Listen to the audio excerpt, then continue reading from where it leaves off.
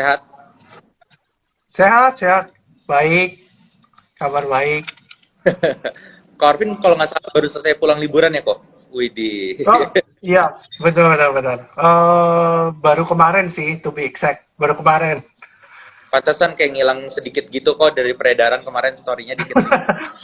Iya, iya sih, soalnya emang kan jarang konten ya di pas liburan ya. Jadi memang jarang banget. Jadi emang ini sih, soalnya nggak memungkinkan juga ya kalau kita lihat beberapa hotelnya kan kecil-kecil tuh di Singapura ya. Jadi susah banget untuk bikin konten gitu.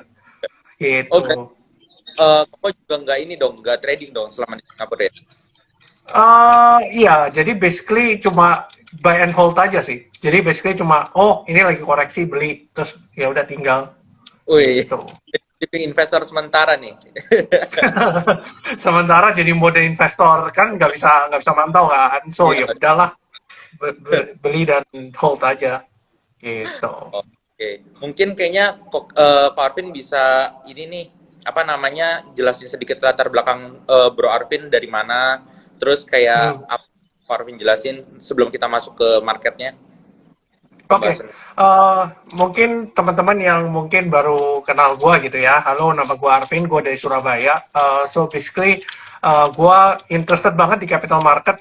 Even jurusan gua dulu masih di bidang ekonomi dan bisnis. So masih ini, masih istilahnya masih berhubungan lah ya dengan stock market dan sebagainya. Dulu terjun di stock market ya, mungkin sama teman-teman juga sama gitu ya, nabrak-nabrak kiri, nabrak kanan ya. Akhirnya baru nemuin stylenya.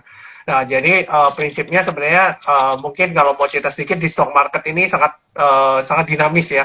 Jadi kita nggak bisa, oh beli saham yang kayak gini, terus tahun depannya beli saham yang sama gitu ya. Belum tentu bisa cuan gitu. Jadi harus tahu sih basically apa yang kita beli gitu prinsipnya. Oke bro, berarti dulu itu sempat ngambil S1-nya itu jurusan ekonomi ya? Wih berarti Betul. kalau untuk analisa bisa analisa ekonomi makro sama makroekonomi sama mikro ya berarti ya?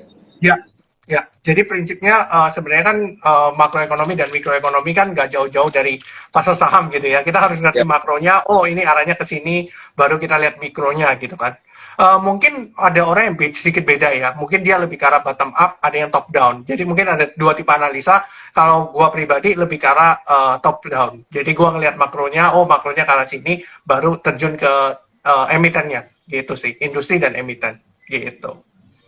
Mungkin bagi yang nggak tahu top down bisa dijelasin dikit nih kok, karena kan dia ada urutan-urutannya kan, mulai dari makro, Ya, terus dilihat dari inflasinya, terus negara Indonesia-nya sendiri gimana, sampai ke saham-saham emitennya atau sektornya gitu. oke, kalau top down tuh prinsipnya adalah melihat dari makroekonominya supaya kita bisa tahu arahnya kemana. Setelah kita tahu arahnya, baru kita lihat dari segi mikronya. Mikronya itu bisa dari industri, lalu terjun ke emiten. Jadi startnya itu dari makronya dulu, ekonominya, baru terjun ke industrinya, baru terjun ke emitennya. Biasanya kan ada juga orang yang terbalik gitu ya, ngelihat dari emitennya, baru lihat dari industrinya, baru lihat dari makronya, apakah mendukung. Sebenarnya both ways nggak ada yang salah. Cuma tergantung dari stylenya masing-masing aja. Kayak Paulo Keng Hong lebih ke arah dia lihat mikro, baru lihat makronya, lebih ke arah sana. Mungkin malah cenderung nggak lihat. Nah, kalau gue lebih ke arah makronya supaya gue tahu, oh ini lagi bisnisnya tuh ke arah sini gitu. Kurang lebih gitu sih bedanya. Oke, mantap banget nih. Berarti kemungkinan kalau diri kita dengar-dengar Pak Lokengong, berarti panutan ko Arvin jangan Pak Lokengong juga nih. Uh, bisa dibilang nggak 100% ya. Memang kalau aku bilang kan aku lebih ke arah adaptif ya ke beberapa metode. Jadi memang di pasar saham ini kan kalau buat aku pribadi itu tidak bisa menggunakan satu metode. Mungkin beberapa metode it will go well daripada kita pakai satu metode doang. Jadi prinsipnya adalah aku nggak pernah mempertentangkan banyak metode. Kan banyak orang juga yang mempertentangkan oh technical kayak begini, oh fundamental kayak begini, oh flow kayak begini. Dia kalau misalnya kita bisa combine tiga-tiganya dan bisa bikin Iya, jadi why not? sesuatu yang meyakinkan kita, ya why not gitu loh. Jadi itu sebenarnya di pasar saham ini adalah tergantung dari keyakinan teman-teman terhadap emiten itu. Kalau teman-teman nggak yakin dengan emiten itu, pasti yakin. Dikit-dikit lepas, pasti. Gue jamin itu. Gitu. Apalagi ngerasain kayak cuan 30%, 40%, pasti baru dapat 5% aja udah lepas. Terus turun 20%, Benar. dia nggak percaya sama nggak percaya sama emitennya 20%, 30% minus, udah nggak bisa tidur tuh kok pasti kok. Kayak Ya, kelamaan aduk. betul. Padahal kalau Benar, kita benar, benar. ntar pasti beli lagi, malah kita seneng banget kan dia diskon. Iya, benar, benar. Benar, benar sih, kayak gitu sih. Kalau boleh tahu, Kak Arvin sendiri biasanya lebih ngeholdnya itu jangka panjang atau jangka menengah atau gimana?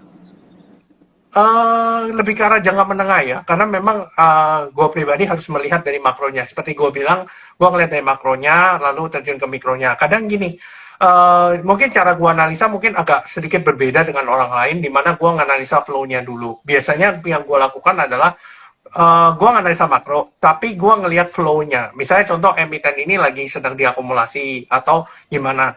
Biasanya gue ngelihat tuh, oh ini sektor ini lagi diakumulasi terus. Contoh misalnya, kita lihat BSDE, Cetra, Pewon misalnya. Ini kan satu sektor semua, properti. Nah, berarti kan Tuh. flow lari ke sana, kita lihat, oh makronya mendukung nggak sih untuk meyakinkan kita. Nah, sebenarnya kan flow itu masuk, itu kadang tidak meyakinkan kita kan. Oh, masa sih industrinya, masa sih orang akumulasi ini gitu loh.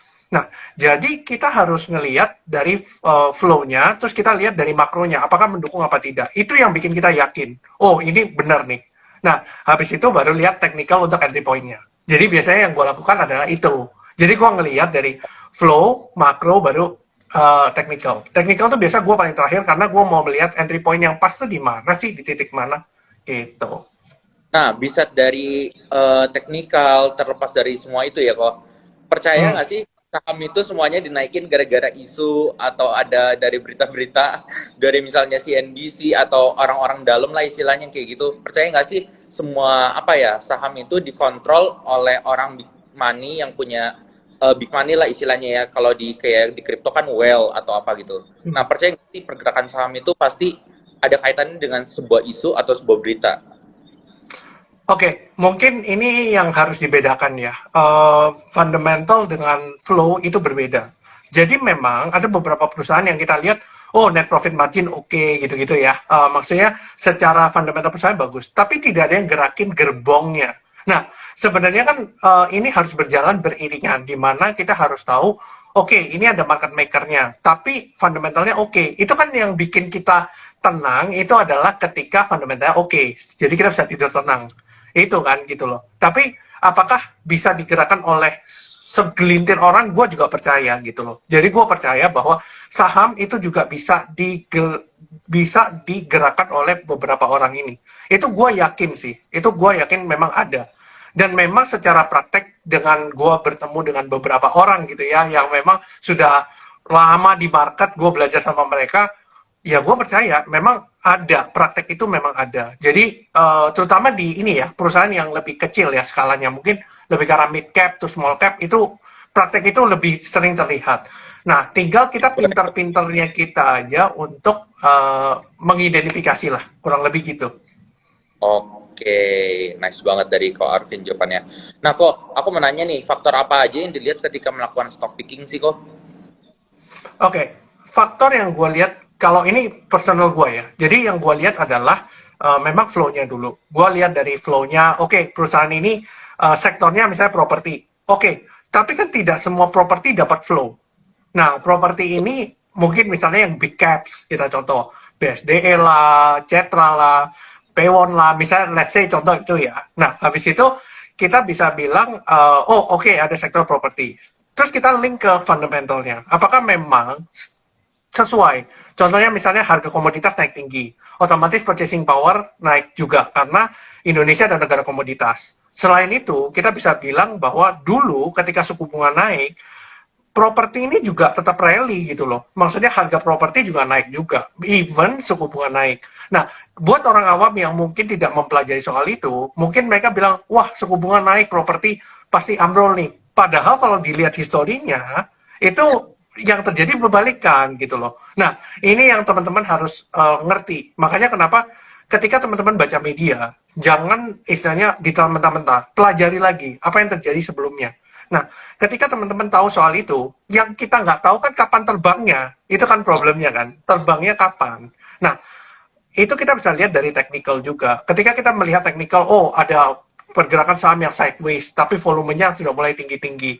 Nah, apa yang kita lakukan? Kita identifikasi yang makan di tinggi-tinggi ini, volume tinggi ini siapa gitu loh. Apakah dia belinya ketika sekali beli itu banyak atau orangnya beli dikit-dikit tapi banyak orangnya. Nah, itu kan beda kan. Kalau kita lihat satu orang beli langsung banyak, itu kan berarti istilahnya ada big whale lah, yang istilahnya kita Iya. nggak tahu ini siapa. Nah, beda sama saham yang beli banyak nih, tapi kecil-kecil, berarti kan itu retail kan sebenarnya. Nah, gitu aja sih identifikasinya. Tapi Gitu. tanggapan lo sama penutupan kode broker ini gimana? Apakah menyulitkan seorang pemula atau trader-trader lainnya? Kira-kira tanggapan Koko gimana sih? Oke, kalau kita bicara soal kode broker, sebenarnya buat gua pribadi itu nggak terlalu ngefek. Karena gua selalu analisa di tutup market anyway. So, gua biasanya tutup market baru gua analisa tuh. Habis itu gue kan sebenarnya ketika belum buka market gue sudah punya ini ya kayak gambar terus entry pointnya di mana itu gue udah tahu semua. Jadi ketika gue masuk ke satu saham itu gue udah ada gambarnya nih, gue udah ada acuan, oh belinya di sini, stop lossnya di sini, take profitnya di sini. Jadi semua sudah punya perencanaan sih. Kalau sudah punya perencanaan, sudah tahu targetnya sektor mana, dan all are okay gitu loh. Nah, masalahnya orang ketika masuk ke pasar nggak ngerti nih gitu loh. Ketika masuk, ini yang nyala di running trade beli gitu. Ya kalau kalian scalper bisa, tapi kalau kalian bukan scalper mungkin agak sedikit sulit. Nah, kalau kalian scalper mungkin akan terdampak ya dengan penutupan kode broker karena itu biasa yang diikutin oleh para scalper. Tapi kalau untuk yang swing trade atau apa, kalian kan lebih mementingkan entry point, lebih mementingkan jangka menengahnya ya. I think beda berapa tik nggak terlalu ngaruh lah. Beda minus berapa persen nggak terlalu ngaruh. Gitu sih. So berarti untuk pemula-pemula harusnya nggak usah kaget, nggak usah takut lah ya kayak waktu itu heboh-heboh banget. Kayak oh ini dulu sampai di screenshot digedein yang Putri Tanjung BBHI Hmm, ada ya, nih korek iya, buka. betul, betul, betul. Kita nggak usah terlalu panik. Mau ada kode broker mau nggak ada juga sebenarnya kalau kita bukan scalper kita masih bisa apa ya istilahnya masih bisa mempertimbangkan hal tersebut lah ya kok. Betul, betul.